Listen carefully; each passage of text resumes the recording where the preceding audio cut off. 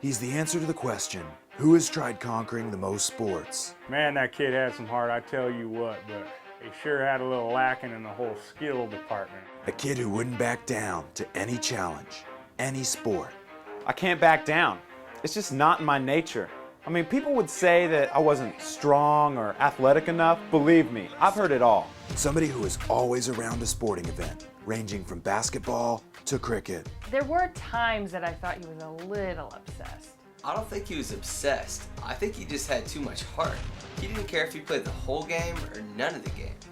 Come to think of it, it was usually none of the game. Finally, he knew he had conquered all the mainstream sports.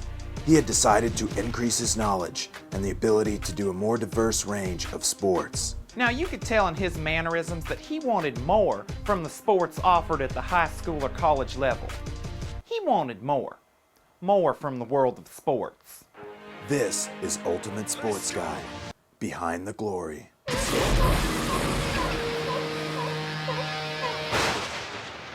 May 2007, the Northwest Softball League semifinals consisted of the Ultimate Sports Guys Raining Balls team versus the Northwest Yanks. It was bound to be a showdown for the ages. The Ultimate Sports Guy hadn't played an inning all year, but when 5 starting players, including 3 fans they pulled from the stands, got injured, Ultimate Sports Guy was put in the game. The game was knotted at 12-12. This was something I had dreamed about, man, before I was even conceived. And then when I finally got called to come in, I was out there faster than a jaguar. Or, wait, faster than a cheetah. Wait, which one's quicker? With hope slipping away and teammates getting frustrated, Ultimate Sports Guy came up to bat in the bottom of the 7th inning with the bases loaded and 2 outs.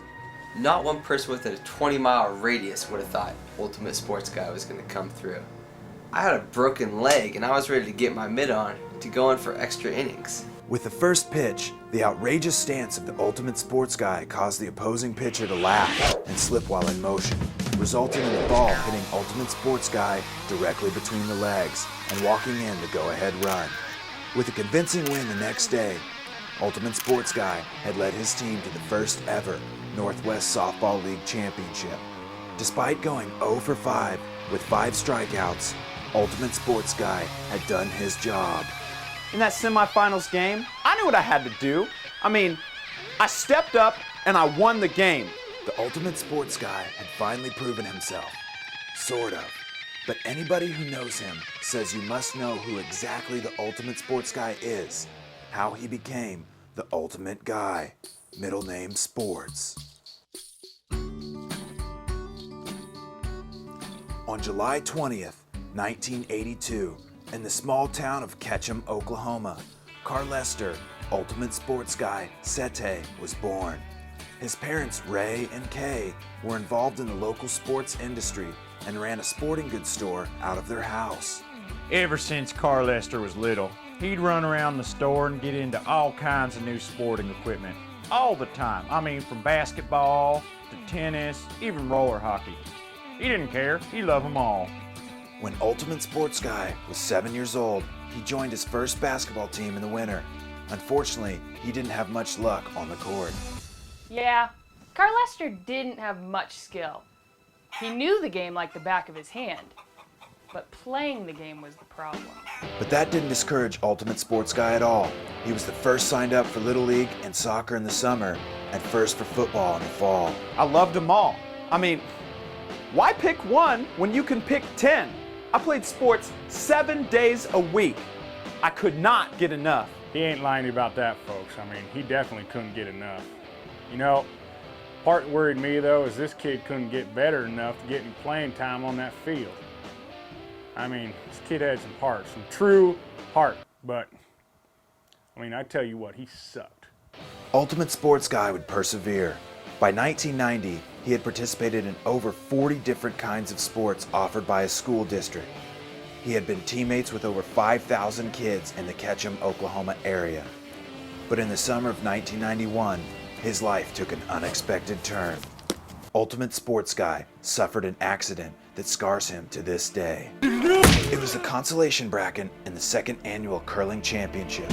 Ultimate Sports Guy's team hadn't been reading the ice very well, and during the 4th end, As he released the stone, his partner slipped, swept Ultimate Sports Guy's foot out from under him, and caused him to partially tear his left thumbnail straight off. Ripped my thumbnail all the way off. I mean, it was a rough time in my life. I thought sports were done for me. This is something I usually don't like to talk about.